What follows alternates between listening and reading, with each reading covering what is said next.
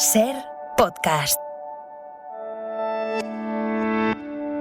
A vivir que son 2 días presenta El Defensor del Oyente. Hola, buenos días. Mire, no me entusiasma esto que hacen el señor Millás y el señor del Pino, de por un lado intentar visibilizar la pobreza, como se dice ahora, pero por otro lado rehuir, pero vamos, como los gatos al agua, la palabra pobre. Y en lugar de eso, colarnos todo el rato en la conversación el eufemismo indigente, porque es que es un eufemismo. Nadie dice en el habla cotidiana he visto un indigente.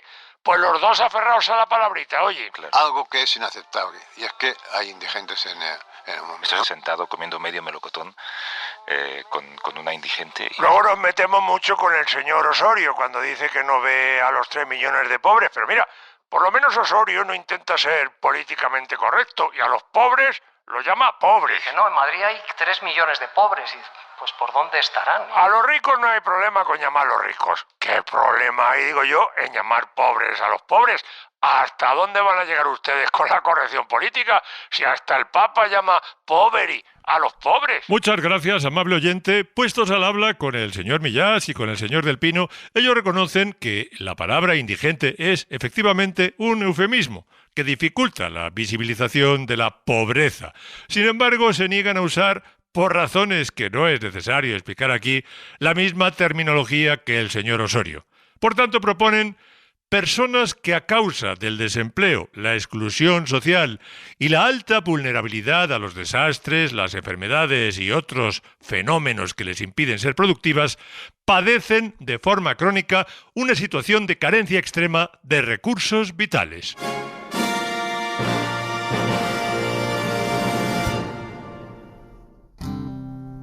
Should I just stay anytime? Okay.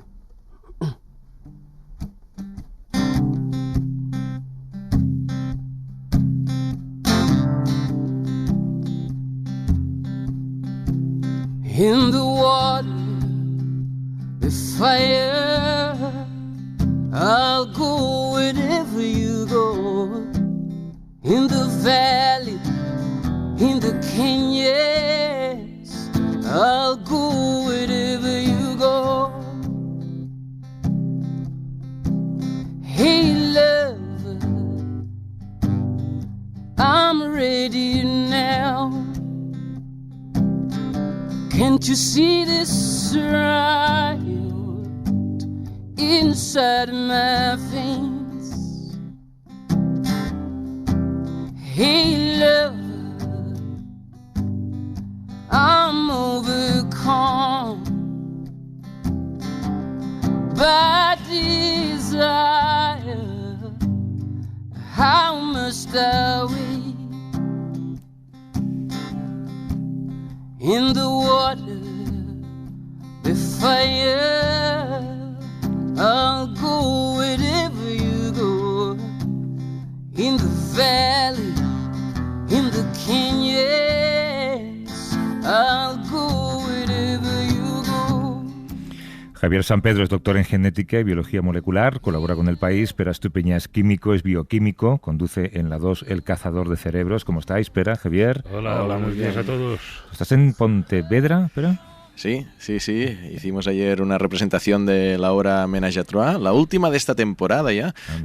Sí, a partir de septiembre volvemos con más funciones, pero sí, ahora mismo en Pontevedra, que no conocía, y hoy es muy bonita. Bueno, hay tantas ciudades bonitas en España a medida que te vas dando vueltas por ahí. Que tengas que hacer una gira teatral para conocer España, pero también tiene delito, ¿eh? Bueno, a ver, sí, es verdad. O sea, hay muchas ciudades. Yo he vivido mucho tiempo fuera, en Estados Unidos, ya sabes, y además, como mi pareja es italiana, cuando regresamos a Madrid aprovechamos para empezar a Roma. No, pero para mostrarle yo ciudades que tampoco conocía de España. Lo que pasa que después, claro, aparecen niños y eso ya empieza a dificultarse. Sí, ahora con la obra de teatro es como que continúo. Que también has moderado unos premios esta semana, creo, ¿no? Ah, sí, esto sí que es interesante, de verdad. O sea, los premios for Women in Science para mujeres científicas que se otorgan cada año por la UNESCO y L'Oréal. Es una edición internacional, pero hay una en España donde dan a 5 proyectos y mujeres científicas jóvenes son menores de 40 años, esto es, bueno, relativo, pero y proyectos interesantísimos en el ámbito de la biología y de la biomedicina y del medio ambiente, pero por ejemplo, el que más me sorprendió era este diseño de proteínas con funciones concretas con inteligencia artificial. Esto, con un poco de contexto, se aprecia. Alguien puede escucharlo y dice, ¿qué me estás diciendo? Es decir, las proteínas son, digamos, las máquinas que hacen cosas en nuestro cuerpo. Diseñar una proteína para que tenga una función concreta, esto hace un tiempo era como ciencia ficción. De hecho, es que no se sabe hacer.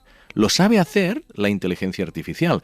Estos programas que están saliendo de AlphaFold, incluso la premiada, Noelia, estaba utilizando AlphaFold. AlphaFold sí, pero también el ChatGPT para esto que dices, no sabemos cómo lo logra. Y que este es uno de estos grandes misterios de la inteligencia artificial. Hace cosas, pero no sabemos exactamente cómo las hace. Pero dice, puedo hacer... Bueno, yo le puedo pedir que me diseñe una proteína para que se enganche en la pared de en la membrana de este virus. O le puedo pedir una proteína para que atrape una molécula de CO2. Es decir, la revolución que viene en lo que sería construir estas proteínas entendidas como moléculas que hacen cosas en nuestro cuerpo. El ADN sería el que da la información, pero la proteína es la que la ejecuta. Entonces, estos son unas transformaciones y bueno, luego tampoco quiero obviar los otros proyectos que estaban relacionados con la epigenética, que sería cómo se modula la información del ADN, uno muy bonito sobre ecosistemas, intentando entender todas las relaciones que hay dentro de un ecosistema concreto, es decir, cómo el escarabajo afecta al conejo, a la planta, el lobo a su vez a un anfibio, cómo está realmente conectado para entender casi... No llegar a...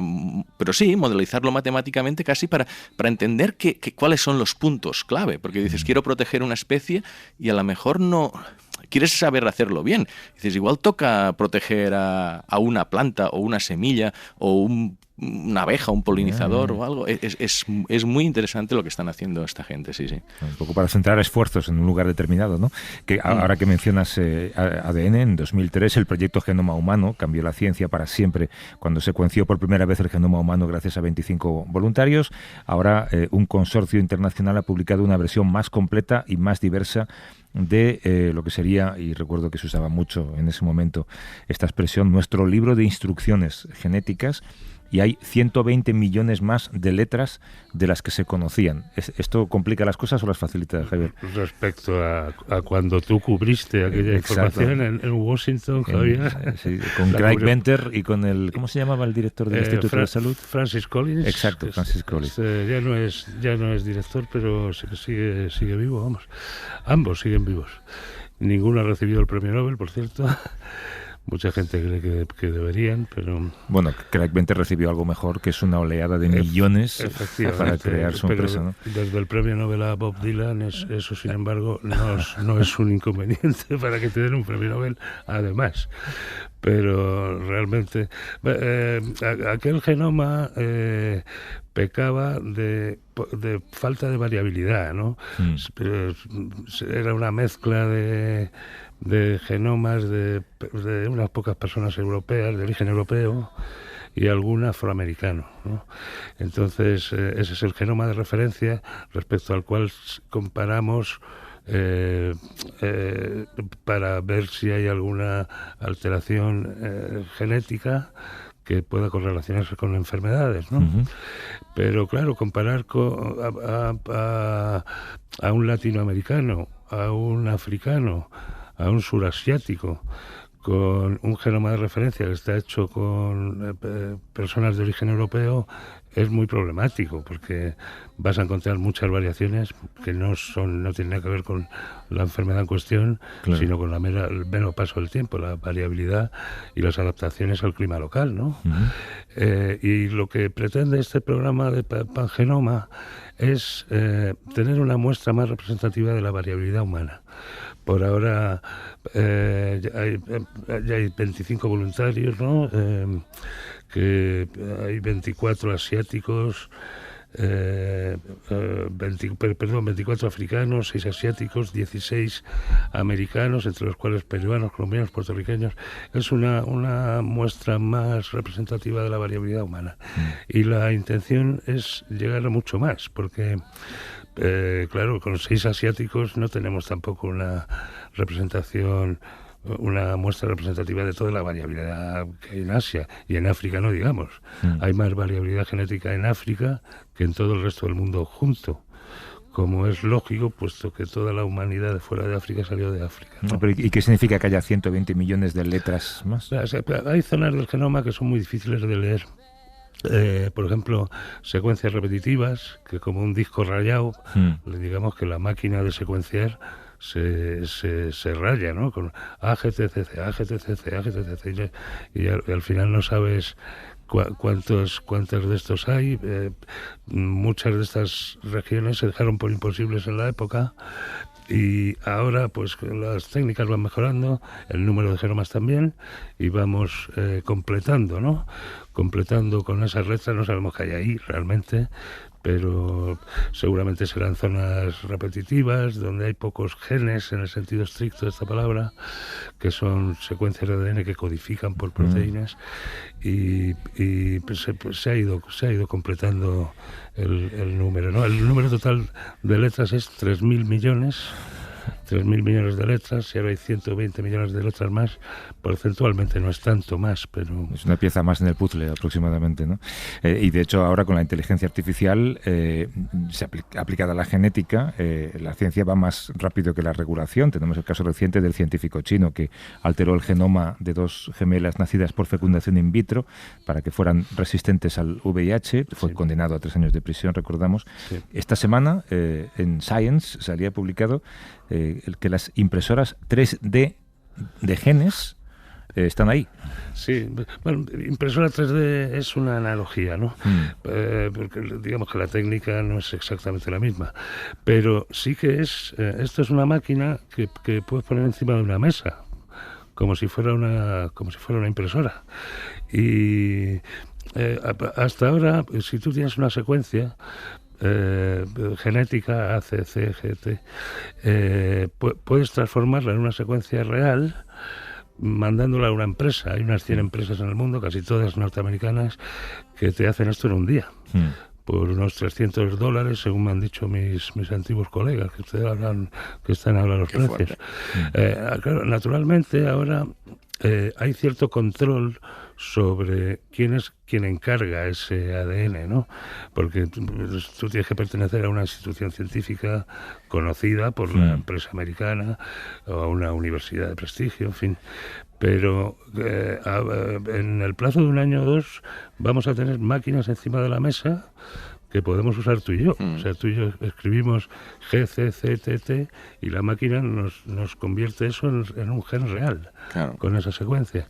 Claro, esto tiene implicaciones de seguridad, porque hay secuencias que te convierten un virus de la gripe aviar en un virus humano letal, o que codifican, o sea, contienen la información para fabricar una toxina espantosa, mortal, o que puedes usar tú para mejorar algunos... Yo me había alegrado por cómo habías empezado, pero ahora me está pasando a dar miedo.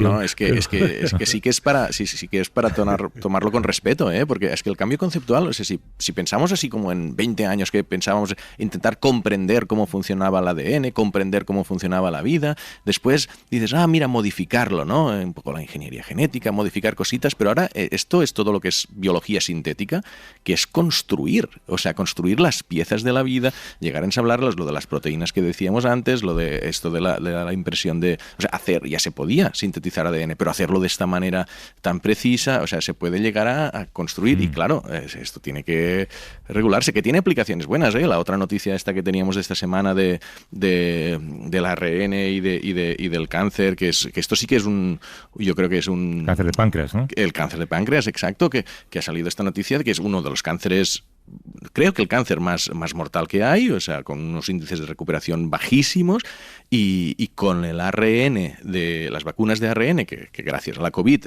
tuvieron este gran impulso, que también forman parte de esta capacidad de modificar lo más pequeñito, pues puedes, en un ensayo clínico pequeñito todavía, pero muy prometedor, por lo que significa tanto para las vacunas de ARN con su potencial, como para este cáncer en concreto, que falta, pero que ha dado porcentajes de recuperación temporal pues muy, muy grandes, y dices, ostras, es que esto no lo teníamos, es que había mucha investigación básica antes, pero ahora ya está llegando. Aclaremos que no hay utilidad para los pacientes actuales, pero es que hay miles de personas en España con cáncer de páncreas. Sí. Algunos pueden estar oyéndonos, ¿no? Esto no va a llegar a tiempo de ayudarlos a ellos, sino a los siguientes. Oye, quedan 6 meses para la próxima cumbre del clima, la COP28, que se va a celebrar en diciembre en Dubái. 6 meses para ver cómo los gobiernos de todo el mundo viajan en jet privado a un país exótico. Luego se reúnen 15 días y seguramente no llegan a ningún acuerdo porque alguien lo bloquea. Es la versión más pesimista de la cumbre que nos espera. Lo que contamos en los medios durante estos días es en realidad la punta del iceberg de un trabajo que no para a lo largo del año. Y nos habíamos hecho una pregunta, y es, hablamos de la cumbre cuando se celebra la cumbre, pero ¿cuál es el trabajo en la trastienda cuando todavía falta un tiempo para la cumbre, como pasa ahora? Alicia Pérez es bióloga, durante muchos años estudió las esponjas marinas, de hecho una vez estuvo con nosotros hablándonos de ellas. Actualmente se dedica a la diplomacia científica, se encarga de las relaciones internacionales del Centro de Investigación Ecológico y Aplicaciones Forestales, y forma parte de ese grupo de personas a las que llamamos observadores durante las cumbres del clima. ¿Cómo estás, Alicia? Buenos días. Hola, buenos días. ¿Qué tal todos? Claro, muy bien, estamos entre cumbre y cumbre, esto es así. Estamos entre cumbre y cumbre, sí, pero la maquinaria no para, como has dicho. Claro, ¿y cuál es vosotros trabajáis con el pesimismo con el que yo he presentado? No, no, te estaba escuchando y estaba pensando, madre mía. Pero es un poco la sensación, Alicia? Sí, es un poco la sensación que tiene todo el mundo, y no sois los únicos que tenéis esta sensación. Yo creo que por eso es tan importante que se hable entre cumbre y cumbre de lo que pasa antes de llegar a una COP, ¿no? Y porque realmente no es exactamente así. Tal cual, el día que se termina una COP se empieza a preparar la siguiente, y en realidad lo que habéis descrito como la punta del iceberg es una punta muy pequeña, porque como sabéis la parte más grande de un iceberg siempre se queda debajo del agua. Entonces, por ejemplo, en junio, a principios de junio, en Bonn, en Alemania, son los diálogos del cambio climático, que también están organizados por la misma rama de Naciones Unidas que organiza las COPs del clima, y en estos diálogos se empiezan a poner sobre la mesa los resultados de los grupos de trabajo que han estado trabajando durante todo el año aquellos temas que se acordó en la COP27, en este caso, que se iban a estar trabajando, porque en estas COPs se genera una cantidad ingente de información y se llega a la siguiente COP con otra cantidad ingente de información, y esta información la tienen que generar pues grupos de expertos y expertas que trabajan a destajo durante todo el año para tenerla disponible para luego llegar a las mesas de negociación. Yeah. Supongo que se llega además con un alto porcentaje de decisiones ya tomadas. Sí. Correcto, eso es correcto. Yo tenía un profesora de diplomacia que siempre decía que a la mesa de negociación ya se viene con los deberes hechos y con las decisiones tomadas. Pocas cosas varían en una mesa de decisión, pero siempre hay sorpresas. Sí, pero bueno, la sensación sí que es que durante el año hacéis estas recomendaciones, lo que se debería pactar cuando llegue el momento, y bueno, la cumbre de París fue una excepción, pero no sé si hay una cierta decepción cuando llega el momento y dices, ostras, no se ha aprobado todo lo que nosotros queríamos que se aprobara.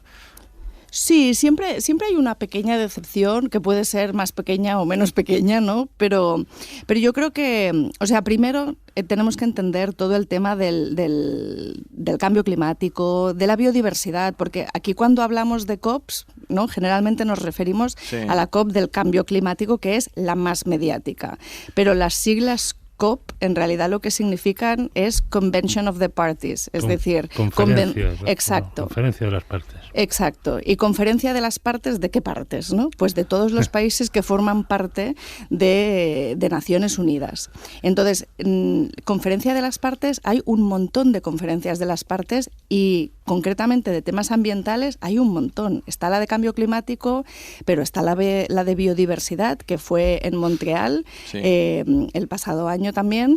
Está la de certificación, está la de humedales. O sea, hay un montón de conferencias de las partes, de COPs, que pasan cada año o cada X años sobre algún aspecto ambiental. Pero por alguna razón solo llega a los medios la de cambio climático, ¿no? Pero todos esos temas que has citado tienen relación muy directa con el cambio climático, ¿no? Humedales, biodiversidad. Exacto. Y entonces desde todas estas COPs, y que en realidad son como ramas de Naciones Unidas, ¿no? Se está trabajando para una cosa que en inglés se llama breaking the silos, que es romper los silos, ¿no? Porque se ha trabajado hasta ahora, pues como de manera aislada, humedales por un lado, océano por el otro, cambio climático, biodiversidad, pero ahora sabemos lo suficiente como para saber que todo esto se tiene que regular en conjunto. Claro.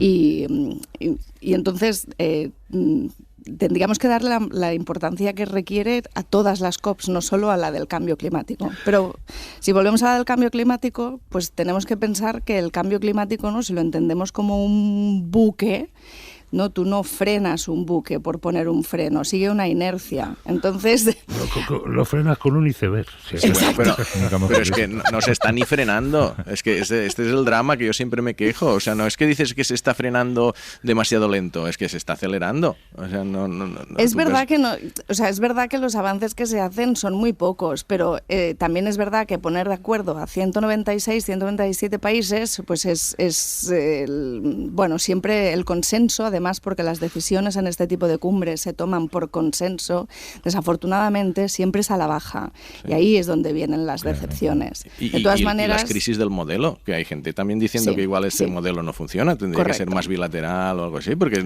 no sé. Correcto, porque una pregunta que me hacen mucho y que probablemente me la vais a hacer es ¿qué pasa si un país no quiere cumplir con lo que ha firmado, ¿no? Entonces, claro, pues el modelo de gobernanza que tiene Naciones Unidas ahora mismo es, pues la realidad es que no pasa nada, porque no se puede sancionar. Entonces... Yo te voy a hacer la pregunta de una manera distinta, un poco más diplomática. Tú eres observadora, no diplomática, no sé si darás el salto alguna vez, pero la pregunta que te iba a hacer es si hay algún país en particular con el que es mucho más complicado negociar. A ver, yo no soy negociadora, entonces... Pero tú lo observas porque eres observadora. Nosotros somos observadores de segunda, tú de primera. Tú estás en primera fila, nosotros en cuarta o quinta. Claro, lo que ha pasado con estas cumbres es que al final estas cumbres no solo hablan de el cambio climático en este caso, ¿no? Hay una geopolítica que es un paraguas que lo cubre absolutamente todo. Entonces, esta geopolítica no la podemos obviar. Y esto quiere decir pues, que hay países que en algún momento tienen ciertos intereses que canalizan a través de estas cumbres. Entonces, pues todos no sabemos los sospechosos habituales. Estaríamos hablando, pues hoy en día, por ejemplo, está Rusia, ¿no? Pero también están pues, países productores de petróleo. Y siempre salen las noticias que hay un montón de lobistas de la industria del petróleo y de la industria del gas que cada vez más participan en este tipo de cumbres. Cada vez hay más de eso, ¿no? Exacto. Entonces, pues esto existe. Y siempre va a existir estos países que anteponen intereses geopolíticos a los intereses ambientales. Claro, luego en el otro lado, ¿no? Tienes a países pues como Fiji, por ejemplo, que literalmente está en juego que su país siga existiendo dentro de 25 años porque se está quedando debajo del agua y ellos, claro, anteponen su supervivencia. Claro. Y entonces tienes pues a los dos extremos, ¿no? Y es desgarrador escuchar a cualquiera de los dos extremos porque si tú te consideras una persona que vive en un país que está más o menos en medio, aunque la crisis nos vaya a afectar muy mucho o nos esté afectando muy mucho absolutamente a todos, es desgarrador ver los que sufren y los que parece que no se sabe qué es lo que va a pasar, ¿no? Y los que dices, madre mía, qué mente más fría. Pues sabes que en 3 meses te llamamos, Alicia, cuando queden solo otros 3, ¿te parece? Me parece estupendo. Alicia Pérez, que es bióloga marina, es responsable de las relaciones internacionales del Centro de Investigación Ecológica y Aplicaciones Forestales y la persona que lo sabe todo de las esponjas en este país. Cualquier duda que tengamos. Algún día de las marinas, no de las del baño. Hablaremos de las esponjas. Pero no me llaméis a mí, que yo hace muchos años que no trabajo con esponjas, pero yo os doy nombres. Tampoco han evolucionado mucho las esponjas de entonces. Sí, llevan 500 millones de años, ¿no? Alicia Pérez, un abrazo. Gracias. Otro abrazo, muchas gracias. San Pedro, hasta la semana que viene. Hasta luego. Para no perderte ningún episodio, síguenos en la aplicación o la web de la SER, Podium Podcast o tu plataforma de audio favorita. Cadena SER. La radio.